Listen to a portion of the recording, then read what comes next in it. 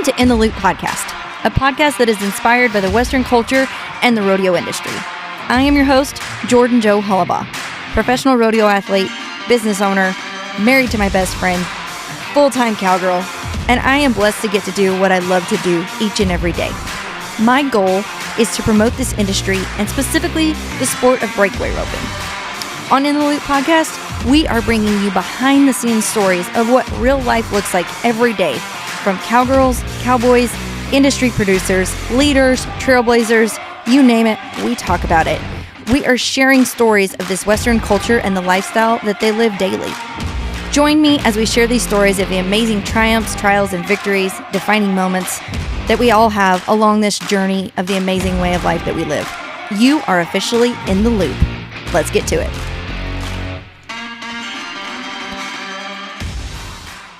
Okay, guys, so today I am here with two of my very good friends that I am so thankful that I have met through the college rodeo realm. West Texas A&M University was so good to me. I got to be the assistant college rodeo coach there for, I don't know, I think it was like 8 to 10 years. It makes me seem old, but I did have the pleasure of meeting several people, and these two are two of them. I want to welcome to the show Randy Bracher and Sydney Bracher. Thank you guys for coming to the show. You're welcome. Thanks for having us. Thanks, Joe. Randy was the past president of the Pendleton Roundup. I think when you came down to see me, you were actually a president currently in Pendleton Roundup, because I think that was pre-COVID year, which would have been 2021.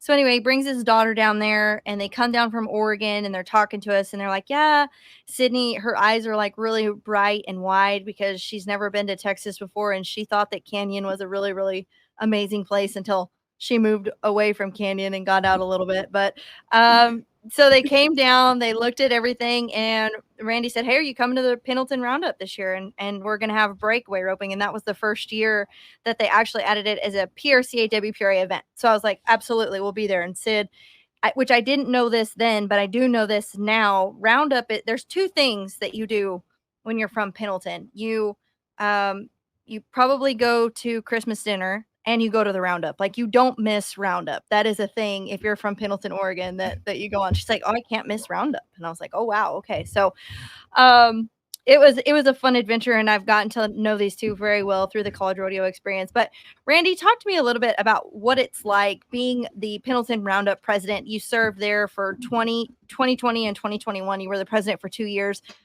Give us a little bit of a lowdown of what it's like being the Roundup president. Busy. You have, but you work as a team. There's 17 board members, 16 directors, and a president. I served as a livestock director for 7 years, where I was very ingrained in stock selection of Pendleton. Pendleton's a little bit unique, where we select our own stock contractors on the timed events. Had done that for a couple of decades, and then we started in 2014, started picking our own or selecting our own rough stock to come to Pendleton for the Extreme Bulls and the rodeo itself, and working through several different stock contractors. I've always been a rodeo fan. I worked for a guy that raised bucking horses when I was growing up, Andy Ely, and kind of got a passion for it and just enjoyed it. For some reason or other, I'm kind of I wouldn't say an outcast, but I'm from a farming and ranching family, fifth generation. My grandfather was a horseman and a cattleman. My brother and my father, not so much so, but for some reason I got bitten by it and smitten by it, honestly, that I just enjoyed it. I college rodeo a little bit, wasn't really great at it, loved the production part of it. I put on a few team ropings for fundraisers, things like that. So that's kind of the background to it. And then really got ingrained into it. I ran the splits at Roundup and helped out as a volunteer for quite a few years. And then they asked me to be on the board, which is a whole nother process that we can get into. Got on the board, really just gave it 110%. And a good friend of mine, Dave O'Neill, was president prior to myself, that helped me along with the livestock directorship. And it's a voting process, voted me to be president. in the fall of 19. And so 2020, things were going great.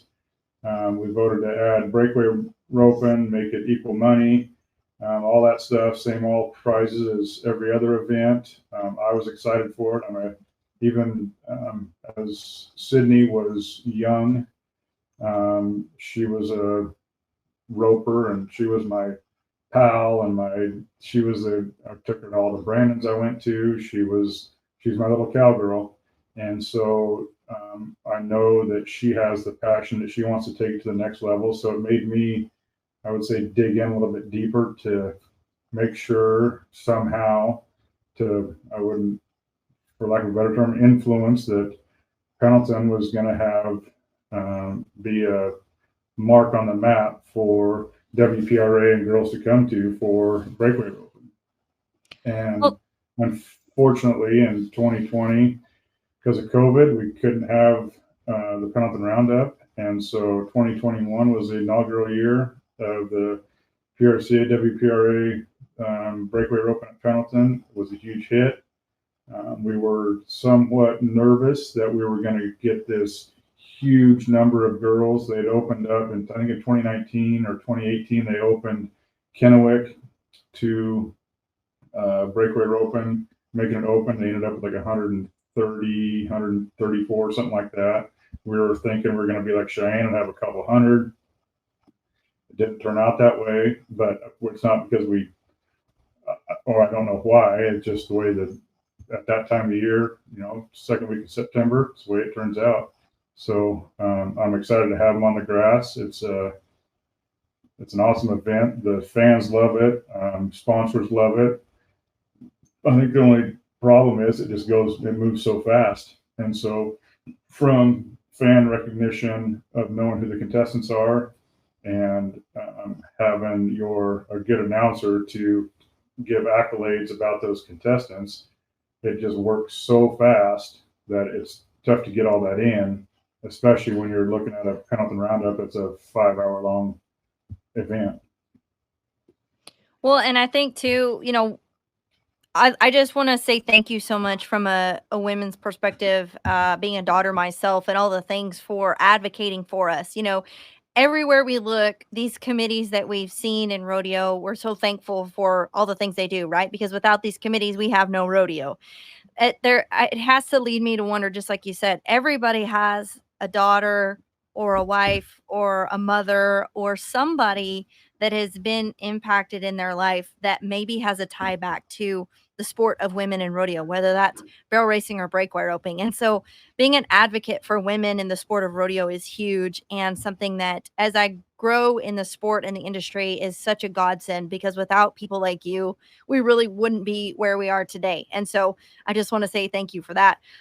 Sydney, I want to ask you a few questions. As your dad's sitting here, obviously that's a huge commitment, being the Pendleton Roundup president for 2 years. But like he said, he worked hard for you and your family. You guys are farmers, ranchers, you do all the things. What's it like having Roundup as part of, it's literally part of your family, and it's something that gives back to you and that you continue to give back as you come and serve generations from you, sixth generation, and then on to your family? Yeah, it was a pretty cool experience. I remember telling Dad when after COVID hit in 21, when he was president, they wanted him to run again, and it was my senior year. And he was like, they want me to be president again. I said, Dad, it's my senior year. Like, I want to go to college. Like, it's kind of our last year. And he knew that I was going to come down to Canyon.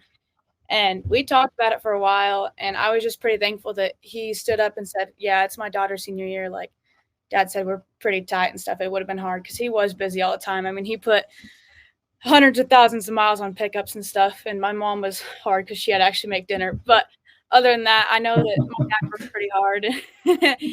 And I remember in 2017 when I got the Top Hand Award, it was right during harvest. And he goes, well, you're going to get something special. And I received that buckle and I cried after that. And it was a pretty cool experience. But I've met people along the way, and like Cody Webster now. And there's just a lot of stock contractors and stuff that Clint Humble that I grew up with, and Gary Rimple, and all those kids that I looked at, or all those people that I've looked up to for all these years, that I know that will trust me for the rest of my life and help me in my future. Well, and I think too, just even this year, Pendleton has been the first of many for women in professionalism. We have our first woman's president coming up at Pendleton, and that's definitely started a trend on these committees. We now then followed suit with Reno had nominated a president that was a woman as well. And so I think that that's really cool just to see the evolutionary of it all come about. And we're all passionate about rodeo. And so just the fact that it makes that big of a difference for you guys, everybody serving and giving back to the community, because once you're involved in rodeo, you're always involved in rodeo. So Randy, talk to me a little bit about what it was like bringing Pendleton in. Yeah, we talked about, we had only, I think there was 70 girls that first year. I will never forget when I first walked in on the grass. I didn't have a great experience there the first year.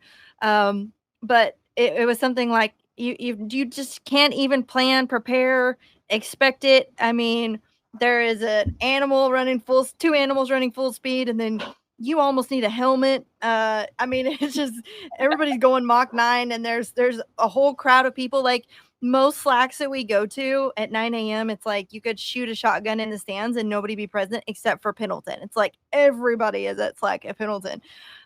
It's just such a cool atmosphere. So when you guys made that decision as a committee to put Breakaway in full time, I know that I think 3 years prior to adding it as a professional event, PRCA, WPRA approved, it was in the Pendleton Rodeo as a co-sanctioned event to make it to the Columbia River Circuit Finals, which was huge. That was one of the first places that even that circuit that gave breakaway ropers the chance on the pro platform and that level, which, I mean, we're forever grateful for them. I think we can't ever forget our history there. But really just making that equal money, setting it on the same stage and that platform. What went through that?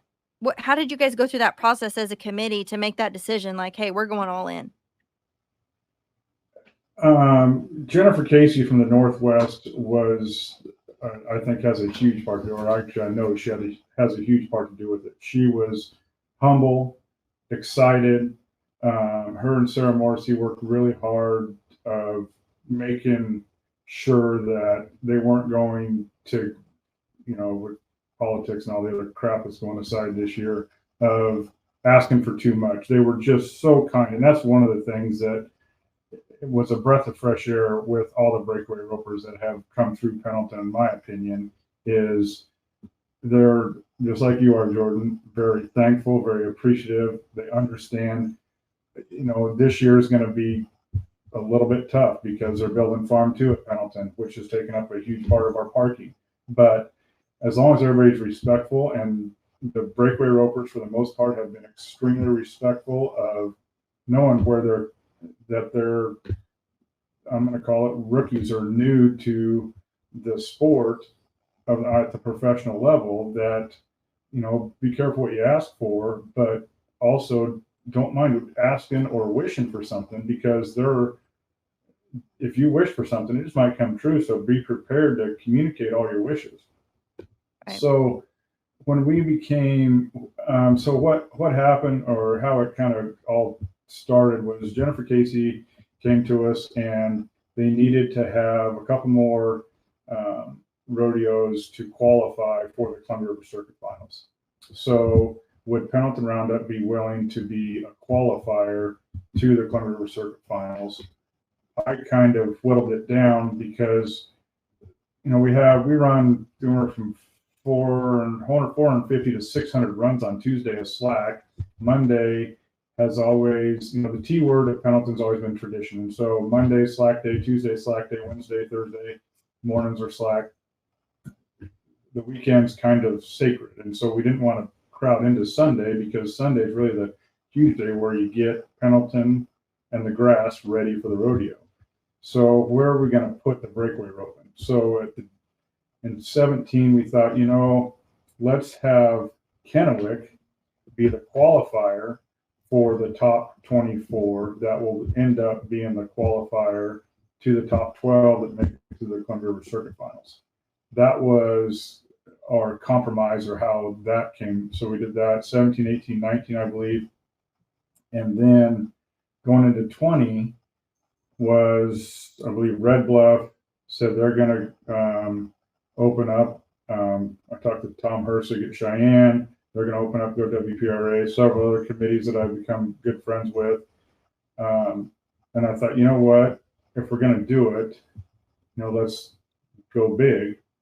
Bert Davis was the arena director at the time, and he and I discussed it at length. We're not going to do this half-assed. If they're going to be an equal event, same number of contestants, packing the same horses of the timed events, they're going to, the money's the same. Let's reward them the same for putting in all the efforts. So let's do this. And with RFD TV and the media stuff coming along, we were fortunate enough to have be able to partner up with PRCA RFD TV to have some extra funds that we could make some added money to make sure that dream was fulfilled, that whoever walks out of the breakaway champion is going to have a saddle and a hat and a watch and a new Yeti cooler and everything. So, and get the same treatment. And it was all but a tear-jerking moment for me to see that happen in 21 when I was president, and it happened right in front of the president's box. And it was just, very fulfilling for me. But like I said, it's a team. It takes a lot of volunteers. It takes a lot of planning. You have to make sure that, Pendleton has about 1,200 volunteers that helps us out.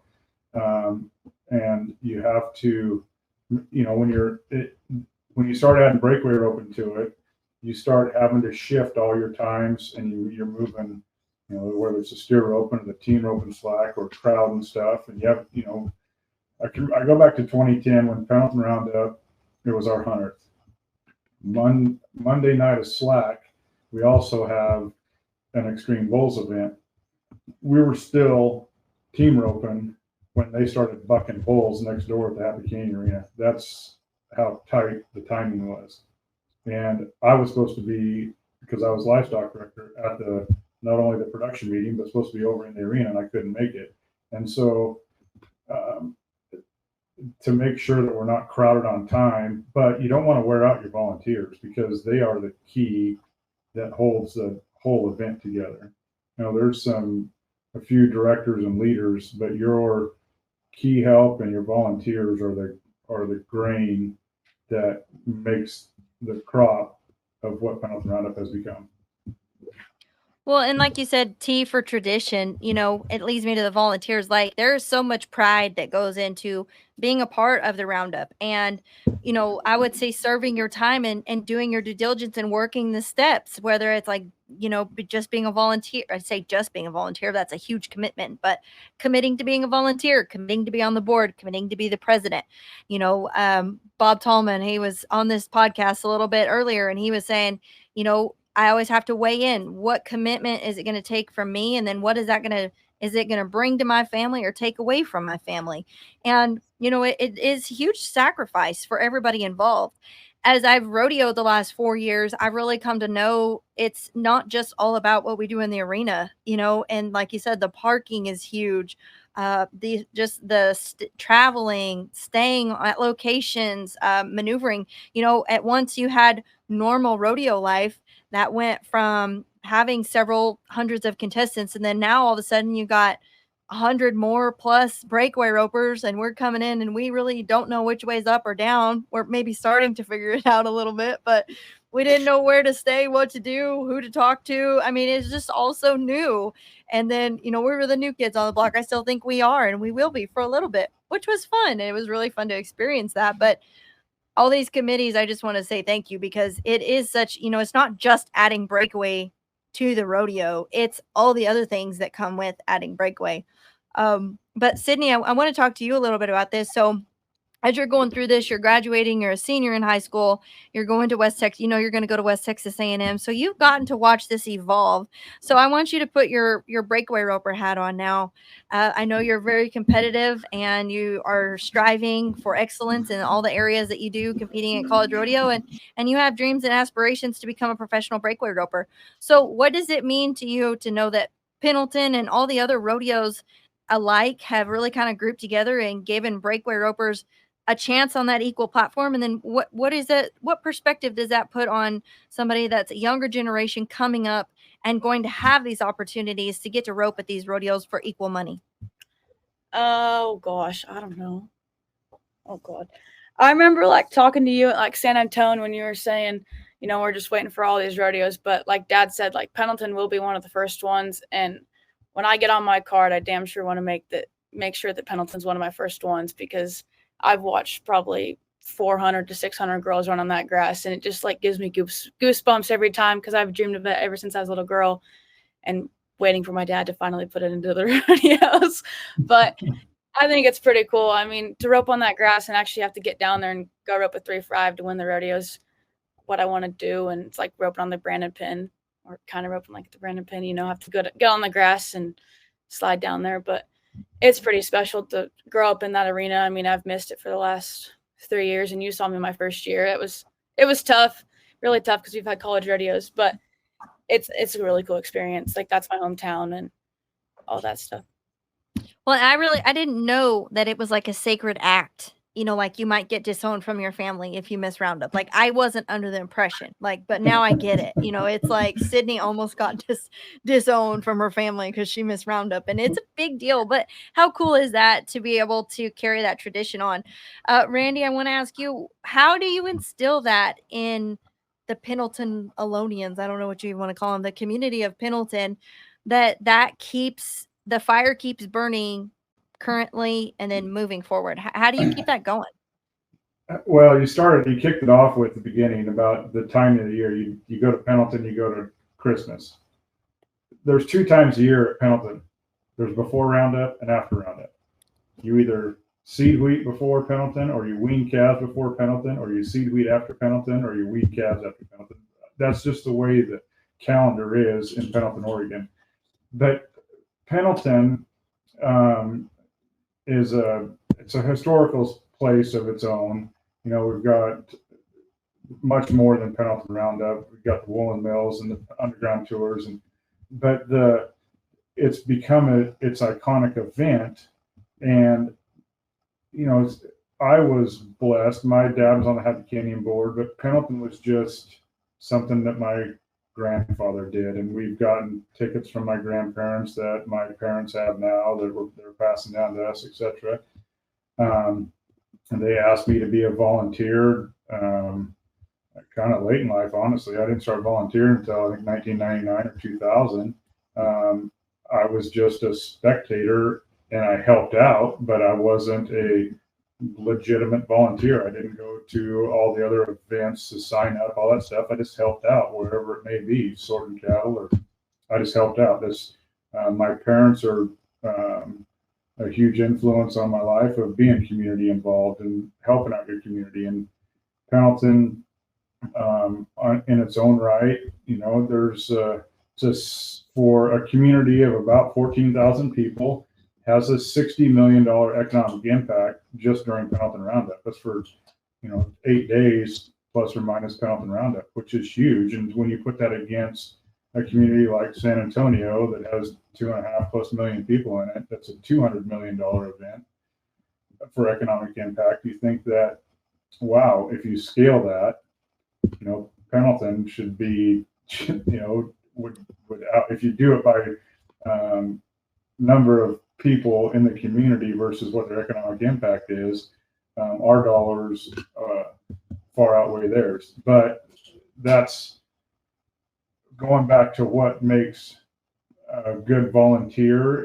is honestly, it was just, that's my wife and I and Sydney and her brother Blair. It's just what we did the second full week in September. We just come Friday afternoon, we'd move to Pendleton, we'd get an 11 quarters trailer, and we'd go help out.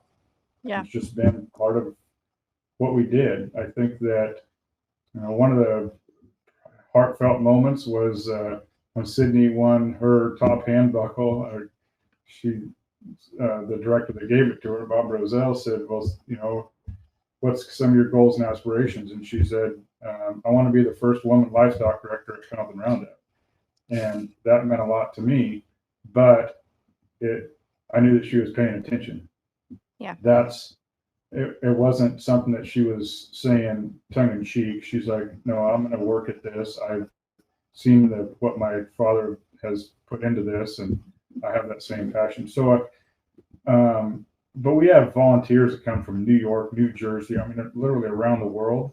that take their vacation days to come to Pendleton just to volunteer to serve at the bar or seat people. I mean, it's a family that comes together that puts on the iconic event that it is, and it's pretty amazing to see. Year in and year out, we have a big work party in August and get a couple hundred people there to get the grass ready and make sure everything's painted and make sure that everything's cleaned up and the knots are striped, etc. And then come the Friday before Roundup, everything basically starts unfolding and people start moving in, and there's not a nook, cranny, grass lot. People move out of their houses and rent them out as Airbnbs during the week of Roundup, and they just go live in a camp trailer, move out of town, or come down and volunteer just so somebody else can experience Pendleton. So yeah. It's pretty amazing. And if you haven't ever experienced Pendleton, I highly encourage you, whether you're a competitor, a volunteer, somebody that just goes and watches the rodeo.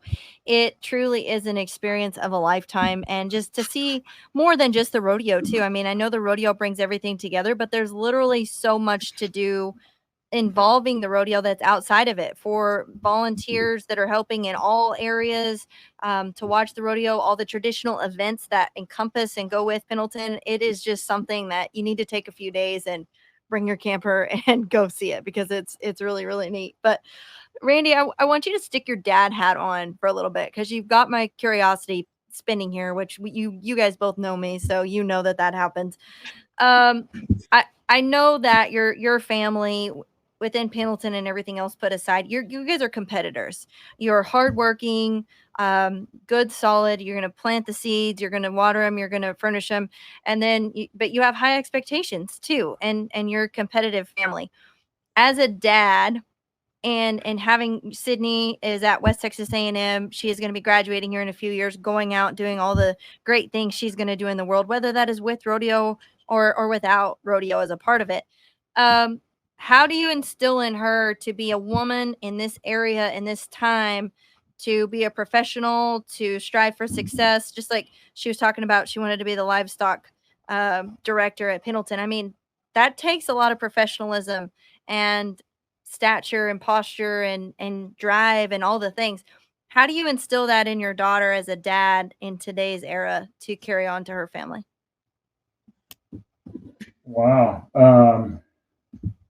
Gotcha. So yeah, you did. One of the things that I've told her a lot is, biggest thing, be humble, know where your roots are from, know what you got and don't have, but and respect people.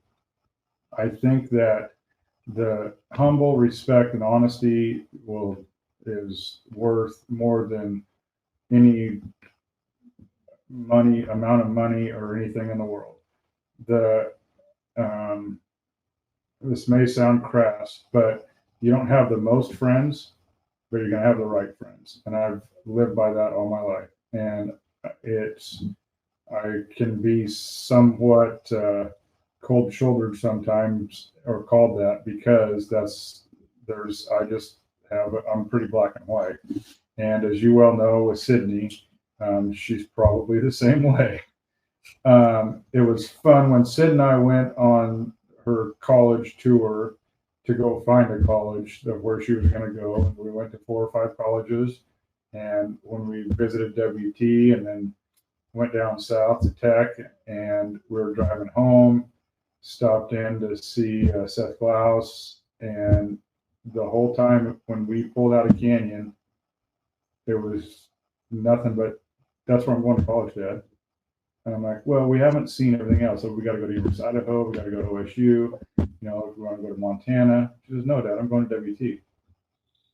And then once I finally set my daughter free, and she was at WT, I think it was the second or third day, she, 1, wrote me a letter, but 2, called me up and said, "Dad, this is perfect. It fits me." I'm like, "Well, what's so great about it?" She goes, "It's just like Pendleton. It's just like home."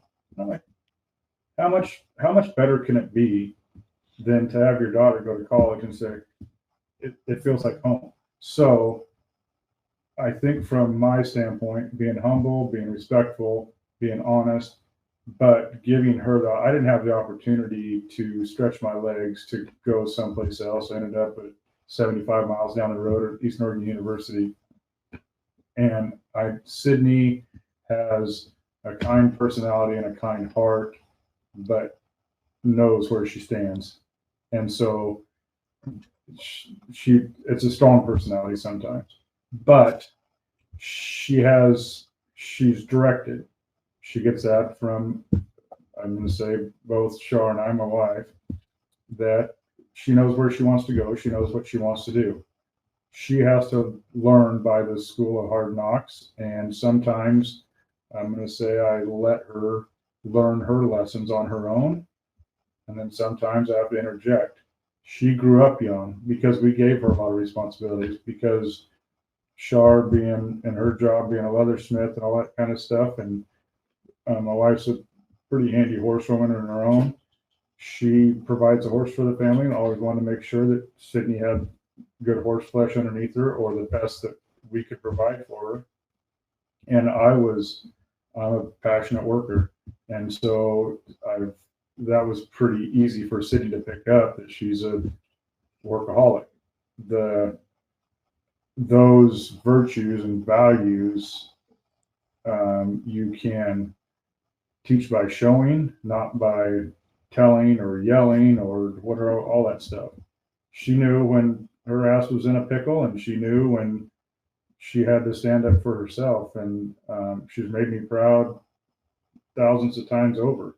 And I think moving down to WT and meeting you and Raymond has been a huge influence on her and has grown her into an exceptional woman. And I couldn't be more proud of her. And I'm excited for the steps that she's going to make and make me more proud for years to come. Well, and I know that my husband Raymond and I had the opportunity to coach Sydney her freshman year of college at West Texas A&M. And you're not my favorite, Sydney, but I mean, maybe. What? Kinda. I mean, we'll go there later. But no, it was truly, I mean, I saw those things. And that's the coolest thing that I think as a coach was a takeaway from me, is you can tell what kind of work ethic a child has or has been shown to them by their parents within the first, I'm going to say, day or so of being at practice. You can tell definitely what's been instilled from them from a young age. And that was something that she always showed. But Sid, I want to ask you, as you hear all this stuff, and I'm so proud of Sydney, because I will say when she came to WT, she hadn't roped just a whole lot of calves, because number one, she's the number one combine driver on the farm, might I add. Like, not very many women have that title. It's a pretty prestigious title, might I add you, and hard. I would probably run the combine through the fence, even though I know it's a computer thing. I wouldn't put me on the combine. I'm sure my parents can attest to that. Like, I've broken lots of stuff. But you have a lot of responsibility on the farm, on the ranch in Pendleton. You did all those things growing up. You didn't have a whole lot of opportunity just with the weather and all the things to rope. So now I'm getting videos when she sends them of you roping, winning, competing. You're becoming a competitor, and I'm so proud of you. What do you see for the future of women in the sport of rodeo and breakaway roping, that it's evolved, and even the future opportunities for you as you continue to go down the road? Like Dad said, is the humble people and working hard gets you further in life. I think, like, I can remember when Dad and I didn't have, I didn't have calves growing up. I always worked, came home from school when I was home, or not in homeschool. I'd ride 8 horses a day, and it'd be dark. Dad would be like, steaks are ready. And I'd be sitting out there like, can you come pull the dummy for me, please? He's like, Sydney, you can't see in the dark. I would just sit there every single day. Like, if my mom would kind of make me mad, or I'd get upset or something, I would just go out there and rep the dummy 100 times. And I could definitely see it myself today, is that the hard work has definitely paid off. I can see it, most certainly. And it's been exciting to me to watch you evolve as a young woman in the college ranks and now professionally. So what are some of your goals and aspirations? You are a junior in college. Sophomore. Okay, you're going to be a junior coming up. I mean, you're not that young. It goes by fast. Yeah. You're going to be a junior this coming fall. You are competing at the College Rodeo Southwest region, toughest region of all. What's your biggest takeaway from this year in breakaway roping? The girls down here definitely make you 10 times better. If you're not a 1.9, like last weekend, you had to be a 1.9 flat to make it back, and I missed the flat, but it's okay. I've learned from you. But you got to be fast down here, and like actually a girl from back home when we were talking last weekend is back home. It's 2 flat, will make it back, but it's normally like 3.5 averages. And down here, you got to be a 1.92 flat. And I haven't got that far yet. And I'm trying. It's a confidence builder. I've been working on it every single day, but it's a whole different lifestyle down here. The horses are better, breedings are better, the people are better. It's just a whole different ball game down here than back at home. And I think that's one thing that I'm very proud of myself for coming down here is I want to be at the professional level one day. And I think if I didn't come down here, I would have never been able to get up to the professional level for sure. I agree completely. And I don't think it's because, I think everybody has this methodical thing that it's the North versus the South. Like that is a bunch of crap to me. It's the fact that the opportunities down here are just few and there's so much more. Whereas in Oregon, you only have a certain time of the year that you can actually practice or have cattle that will stay alive. Your ground maybe is not frozen. I mean, down here, we literally have indoor arenas. There's a jackpot almost every day of the week where I'm at in Springtown. Like to be the best and to get that opportunity, to get that exposure, I think is the biggest thing. It's not necessarily you have to be down here. You just have to get the exposure. And just like you got the exposure, you got hungry, and now you're working at it each and every day, day in and day out. Right. Yeah.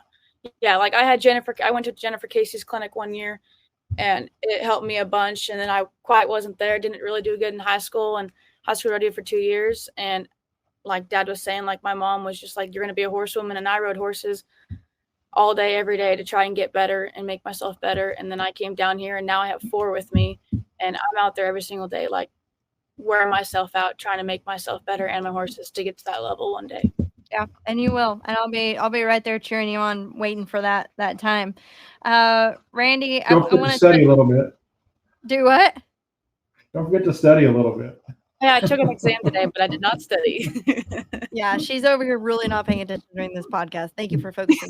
Yes, I am.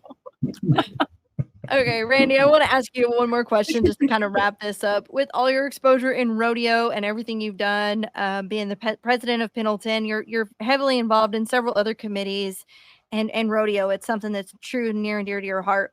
What advice do you give to women in the sport of rodeo, whether that's barrel racing, breakaway ropers, anything, women in rodeo and that professionalism? What advice do you give to those ladies listening from a committee's perspective, from a dad's perspective, to keep advancing forward and move the ball, I say, to where we get to where we want to go? I'm going to say the same 3 things that I told my daughter and instilled in her: humble, respect, and honesty. That, in my opinion, is going to help the breakaway roping sport grow, and it's already huge. And so I don't know if it's going to help it grow, but to get to the next level, to get to the level that it's supposed to be at, in my opinion. Yeah. It's been fun to watch it grow. It's been, it's in its infancy. It's 4 years old, in my opinion. And, yeah. You can't, you're still getting your legs underneath you. And it's been the women that I have met in the sport. Sydney and I think it was 2021, it was raining on a Thursday, and we hung out with Laura D. Guy in her trailer. It was pouring down rain on a Thursday afternoon, and I just walked up to her, didn't know her at all, and just walked up and said, "Hey, what can I do to help out breakaway ropers?" She gave some great insight on whether it's cattle but most of her insight was from the contestant side. This is what we need to do, not from what the committees need to do. And that's being very humble. She was respectful. I don't know no offense to her, and she is a horsewoman, a very accomplished roper. I knew who she was. I didn't mean it in that regard, but I knew that you were an accomplished person as well. But when we went to WT and met you, you were going to be Sydney's coach. And that's, as a dad, you're an accomplished roper. I'm excited for you. I'm proud of you and all those things. But you're going to be my daughter's godmother for the next 4 years, or what was going to be, or I was hoping for. But what I've now became a great friend and mentor to my daughter. Who could have asked for anybody else? I'm the luckiest dad in the world to have my daughter have Jordan Joe Hollabaugh be a mentor and a great friend to my daughter. I'm extremely humble. I'm proud of her. But from the sport, yeah, it's gonna grow. It's breakaway roping now is what team roping was 20 years ago. There's a jackpot around every corner, and everybody has a head horse or a heel horse. Now everybody's trying to make a breakaway horse. So good luck trying to find a good one. Yeah, there'll be an overflow in like 4 to 5 to 10 years. But the camaraderie that comes with it is, you go to breakaway jackpots, and at least from my perspective, I went to a lot of team ropings, a lot, when I was younger. And there you had the guys that were there to have fun, the guys that were there that were, I'm going to say, handy, then the guys that were there that were not so much fun to be around, but because they thought they were better than everybody else. I haven't seen that much in the breakaway sport. It's fun to see the women of the sport try to elevate the next generation to make sure that there's going to be a next generation of breakaway ropers. That is pretty darn cool. I was talking to Mike Ruthier and his daughter at Pendleton, and when he rode broncs here, I got to know him, and it's fun to see, as you were alluding to, when those girls, it's the first time that they come in the tunnel into Pendleton and go on the grass, and their eyes are like, what the hell did I just do? It's like, are you sure? The grass, are you sure? We have to do this? I mean, it's right there. It's like going to the, yeah. And where's the dirt? Where's our arena? Where's our arena at? Are we roping out back? And it's fun. But the great thing about Pendleton, the grass is the equalizer. It evens everybody. Trevor Brazil got in the Pendleton Roundup Hall of Fame, and that was his highlight of his speech at his induction was it levels the playing field. The grass at Pendleton, it doesn't matter if you're the number 1 guy or you're the number 200 guy. When you come to Pendleton, everybody has the same score, and the grass, I think he said it, there is 2 types of people that come to Pendleton. The ones that are too scared to admit they want to rope on the grass, or there's the ones that don't show up because they're too scared to not come here. And so I thought or it was something like that, but it was pretty cool for him to allude to that, because last year was a great example. You have, I'm excited that our next door neighbors, the Sories, they won first and second in the steer open. But yes, they're very handy. Trent was a college champion for the steer open for the first year. Those guys are handy. They weren't in the top 50 of the steer ropers, but they come to Pendleton, it's levels the playing field. And so to give every person a chance, and especially to come into Pendleton with the breakaway roping, we're still trying to figure out the calves at Pendleton. I'm a big proponent, and you might disagree. I don't know if I like those girls roping too flat at Pendleton. Once it goes back to given either responders or given the announcer time to talk about it. If you're going to come to Pendleton, you better bring your big girls, and I want you to stretch one out there, and you're going to have to go rope one like you're roping on the prairie, which is basically what Pendleton is. And I think that that's the way that I'd like to see it. But, it just matters what the attitude of the cattle are that day. But, yeah, to go back to your question of advice to the women that are breakaway roping, humble, respectful, honesty, just be thankful. And for the most part, I have seen it 100, if not 1,000 times over of how thankful you are and all the other women of the sport, watching my daughter grow up through this. And I hope even when I'm not watching that she's humble and thankful and respectful. She knows she's, and she's her own worst critic. And that's the other thing is she's her own worst critic, which I've seen with a lot of in anybody in the sport. But you have so many people in women's breakaway roping that are the crutch to help prop up Sydney or the next generation of say, hey, it happens. I've been there. I've done that. I'm going to help you out, or whatever it may be, to be the mentor to help out to get that next generation. Well, and I agree. I think one of the Long answer, neatest but things, to it cut was it a great out. answer. It was an awesome answer. I think one of the neatest things, as I feel like I'm in the generation that's kind of in the in between. There's been so many ladies that have gone before us, and they're still roping at this time too. But then I'm like the middle generation where I've seen that, and then I'm also seeing the new. Hopefully, we'll get to see the all of it through and get to where we want to be going. But then there's the generation where Sydney's coming up, and you're going to get to benefit from all of the things that have come before. And so I just like Pendleton and tradition, I think history is so important and appreciative, and like you said, humble and honesty and all of those things. It makes a complete difference in any area of life that you do, whether that's in the arena, in the office, in the classroom, which Sydney's studying for right now. I think anywhere you go, if you take those three components and apply those, it will definitely pay off. So, Randy, it's been amazing to talk to you. Thank you so much for coming to the show. Sydney, thank you for taking the time to talk to us a little bit today and study too while you were on this podcast, because I can see you studying. But it's been great to visit with y'all. Thank you for taking the time. Yeah, thanks, Jordan. I appreciate it. That was a blast. It's been a while, but we got it finally.